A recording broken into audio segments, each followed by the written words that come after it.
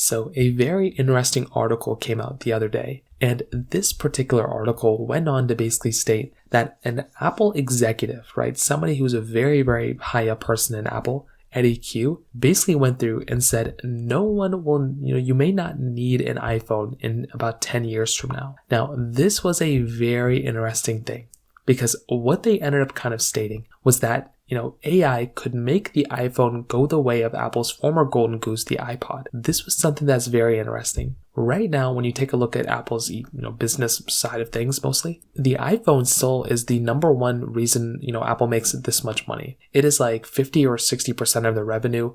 It is a bunch of, Apple's made a bunch of money off the iPhone. But the thing is, we're already kind of seeing it. Not everyone's going to want to go ahead and basically use, upgrade their iPhones all the time. And Mark Zuckerberg recently stated that he's like, most people are probably not even going to use a phone in the future. They're probably going to have some sort of like screen on their glasses where they can kind of do everything, but they don't have to do everything on their phone. Now, I think there's still going to be an industry for phones because, if you're trying to play a game or something like that, like, yes, for like seeing messages and notifications, like that's fine. I would say the glasses could replace an Apple Watch, like it's an extension, but I still would want to play like Clash of Clans on my phone, right? I don't want to play it on my glasses. So I would say that that's probably not the best example, but a really big thing is Apple used to make a lot of money on their iPods. The iPod was like the number one thing for the most part, right? But what ended up happening with the iPod was that over time, Apple just kind of stopped going through and, people just didn't want an iPod anymore. The sales numbers ended up going down.